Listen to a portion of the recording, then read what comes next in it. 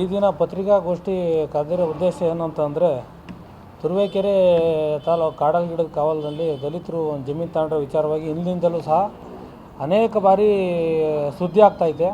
ಸುದ್ದಿ ಆಗ್ತಾ ಉದ್ದೇಶ ಏನಂತಂದರೆ, ಕಾಡಲಗಿಡದ ಕಾವಲು ಮೈಸಂದ್ರ ಹೋಬಳಿ ಸರ್ವೆ ನಂಬರ್ 7 ಸಂಬಂಧ ಇಲ್ಲದೇ ಇರೋಂಥ ವ್ಯಕ್ತಿಗಳು ಈಗಾಗಲೇ ನಮ್ಮ ಜಮೀನಲ್ಲಿ ಇರ್ತಕ್ಕಂಥ ಒಂದು 150ರಿಂದ 200 ಕಲ್ಕಂಬಗಳನ್ನ ಹೊಡೆದಾಕಿ CCTV ಕದ್ಕೊಂಡೋಗಿ ಇದನ್ನು ಮಾಡಿರ್ತಕ್ಕಂಥ ವಿಚಾರವಾಗಿ ಅಟ್ರಾಸಿಟಿ ಕೇಸು ಒಂದು ಅಲ್ಲಿ ಆಲ್ರೆಡಿ ಆಗಿದೆ. ಅದಾದಮೇಲೆ ಈಗ 6 ತಿಂಗಳಿಂದ ನಾವು ಜಮೀನಲ್ಲಿ ನಮ್ಮ CCTV ಇತ್ತು, ನಾವು ಅನುಭವದಲ್ಲಿದ್ದು ನಾವು ಬರ್ತಾಯಿದ್ದು ನಾವು ಹೋಗ್ದಲೇ ಇರ್ತಕ್ಕಂಥ ಸಂದರ್ಭ ನೋಡ್ಕೊಂಡು ಅವರು ನಮ್ಮ ಜಮೀನಲ್ಲಿ ಇರ್ತಕ್ಕಂಥ CCTV ಆಲ್ರೆಡಿ ಕತ್ಕೊಂಡೋಗಿದ್ರು. ಆ ಕತ್ಕೊಂಡೋಗಿರೋ ಸಂದರ್ಭದಲ್ಲಿ ತುರುವೇಕೆರೆ ಪೊಲೀಸ್ ಠಾಣೆಗೆ ನಾವು ಕಂಪ್ಲೇಂಟ್ ಕೊಟ್ಟಿದ್ದು. ಒಂದು FIR ಸಹ ಆಗಿತ್ತು, 2ನೇ FIR ಆಗಿತ್ತು. ಒಂದು ಅಟ್ರಾಸಿಟಿ ಪ್ಲಸ್ CCTV ಕತ್ಕೊಂಡೋಗಿರೋ ವಿಚಾರ 2ನೇ FIR ಆಯಿತು.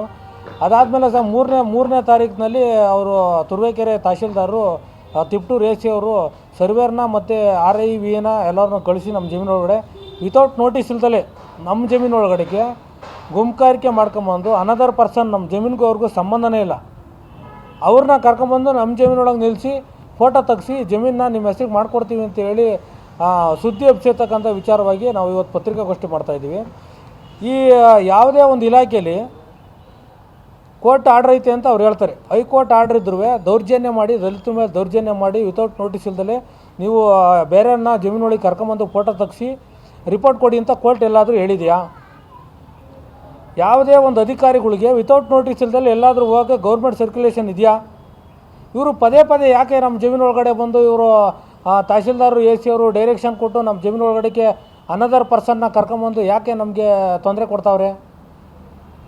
ಯಾಕೆ ನಾವು ದಲಿತರು ನೆಮ್ಮದಿಯಾಗಿ ಇರಬೇಕು ಅಂತ ಇವರೇನೋ ಇಲ್ದಲೇ ಇವ್ರನ್ನೆಲ್ಲ ಗುಂಪುಗಾರಿಕೆ ಮಾಡಿಸಿ ಒಕ್ಕಲೆಬ್ಬಿಸ್ಬೇಕು ದಲಿತರನ್ನ ಅಂತೇಳಿ ಇವರೆಲ್ಲ ಸಂಚು ಮಾಡ್ತಾವ್ರೆ ಅಂತೇಳಿ ನಾವು ಈ ಸಂದರ್ಭದಲ್ಲಿ ಹೇಳ್ತೀನಿ.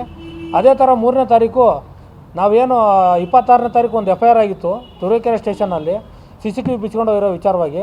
ಅದಾದಮೇಲೆ ತಿರ್ಗಾ 3ನೇ ತಾರೀಕು ಬೆಳಗ್ಗೆ ಇವರೆಲ್ಲ ಬರ್ತಾರೆ ಅಂತ ಗೊತ್ತಾಗಿ 7:30ಯಿಂದ 8 ಗಂಟೆ ಸುಮಾರಿನಲ್ಲಿ ತಿರ್ಗಾ ಮತ್ತೆ 26ನೇ ತಾರೀಕು FIR ಆದಮೇಲೆ ತಿರ್ಗಾ 25,000 ಕೊಟ್ಟು ನಾವು CCTV ಹಾಕ್ಸಿದ್ದೀವಿ ಹೊಸದು ಜಮೀನೊಳಗಡೆ. ಅಲ್ಲಿ ಅನೈತಿಕ ಚಟುವಟಿಕೆ ನಡೆಸೋದು, ಅಲ್ಲಿ ಕುಡಿಯೋದು, ಬಾಟ್ಲುಗಳು ಎಸೆಯೋದು ನಮ್ಮ ಜಮೀನೊಳಗಡೆ ಈ ಥರ ಮಾಡ್ತಾವ್ರೆ ಅಂತೇಳಿ ನಾವು CCTV ಹಾಕ್ಸಿದ್ರೆ 3ನೇ ತಾರೀಕು 7ರಿಂದ 7:30 ಸಂದರ್ಭದಲ್ಲಿ CCTV ಬಿಚ್ಚವ್ರಿ. ಬಿಚ್ಚಿ ಇವರೆಲ್ಲ ಏನು ಒಂದು 50-60 ಜನ ಎಲ್ಲ ಜನ ಕರೆಸಿ ನಮ್ಮ ಜಮೀನೊಳಗಡೆ ಇವರು ತಹಶೀಲ್ದಾರು AC ಅವ್ರು ಏನು ಮಾಡ್ಯಾರೆ, ನಮ್ಮ ಜಮೀನೊಳಗೆ ಕಳಿಸಿ GPS ಫೋಟೋ ಬೇರೆಯನ್ನ ನಮ್ಮ ಜಮೀನೊಳಗೆ ನಿಲ್ಲಿಸಿ ನಮ್ಗೆ ವಿತೌಟ್ ನೋಟಿಸ್ ಇಲ್ದೇ ನಮ್ಮ ಜಮೀನೊಳಗೆ ಅತಿಕ್ರಮ ಪ್ರವೇಶ ಮಾಡಿ ರೆಕಾರ್ಡ್ ಮಾಡ್ತೀವಿ ಅಂತೇಳಿ ಸುದ್ದಿ ಹಬ್ಬಿಸ್ತಾವ್ರಿ. ಈ ವಿಚಾರವಾಗಿ ಇವತ್ತು ನಾವು DC ಅವ್ರಿಗೆ ಒಂದು ಮನವಿ ಪತ್ರ ಕೊಟ್ಟಿದ್ದೀವಿ. ಏನು, ವಿತೌಟ್ ನೋಟಿಸ್ ಇಲ್ದಲ್ಲಿ ನಮ್ಮ ಜಮೀನೊಳಗೆ ಬಂದಿರತಕ್ಕಂಥ ಅಧಿಕಾರಿಗಳ ಮೇಲೆ ಕ್ರಮ ಆಗಬೇಕು.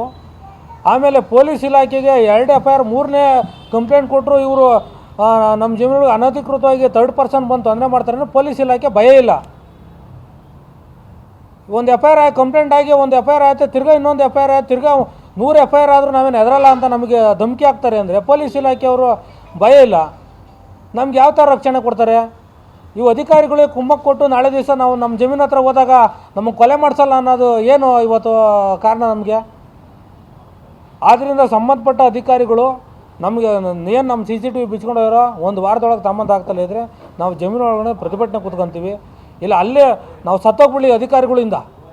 ದಲಿತರು ಇವತ್ತು ತುಮಕೂರು ಜಿಲ್ಲೆ ಒಳಗಡೆ ಅಧಿಕಾರಿಗಳು ನಮಗೆ ರಕ್ಷಣೆ ಕೊಡ್ತಾಯಿಲ್ಲ ಅಂತ ಜಮೀನೊಳಗೆ ಸತ್ತೋಗ್ಬಿಡ್ಲಿ, ಬೇಕಾದ್ರೆ ಇವರೇ ಕುಮ್ಮಕ್ಕೆ ಕೊಟ್ಟು ಮಾಡಿಸ್ಲಿ, ನಾವೇನು ಹೆದರಲ್ಲ.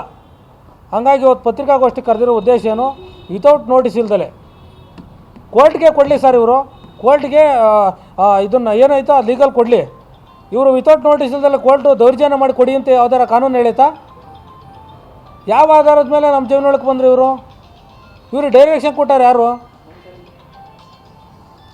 ಆದ್ದರಿಂದ ಸರ್ ಇವ್ರ ಮೇಲೆ ಅಧಿಕಾರಿಗಳ ಮೇಲೆ ಕ್ರಮ ಆಗಬೇಕು ಅಂತೇಳಿ ನಾವು DC ಅವ್ರಿಗೆ ಮೆಮೊರನ್ನು ಕೊಟ್ಟಿದ್ದೀವಿ ಇವತ್ತು. ಆಮೇಲೆ ಪೊಲೀಸ್ ಇಲಾಖೆಯವರು ನಮ್ಮದು ಏನು 2 ಸಲ CCTV ಕತ್ಕೊಂಡೋಗ್ಯಾರೆ, ಅವರು ಈಗ ಹುಡುಕಿಸಿ ಯಾರು 3rd ಪರ್ಸನ್ ತಗೊಂಡವ್ರು ಅವ್ರನ್ನ ಕಂಡಿಡ್ದು ನಮಗೆ CCTV ತಂದು ಹಾಕ್ಸ್ಬೇಕು, ಅವ್ರ ಮೇಲೆ ಕ್ರಮ ಆಗಬೇಕು. ಆ ಉದ್ದೇಶ ಸರ್ ಇವತ್ತು ಪತ್ರಿಕಾಗೋಷ್ಠಿ ಕರೆದಿರೋ ಉದ್ದೇಶ.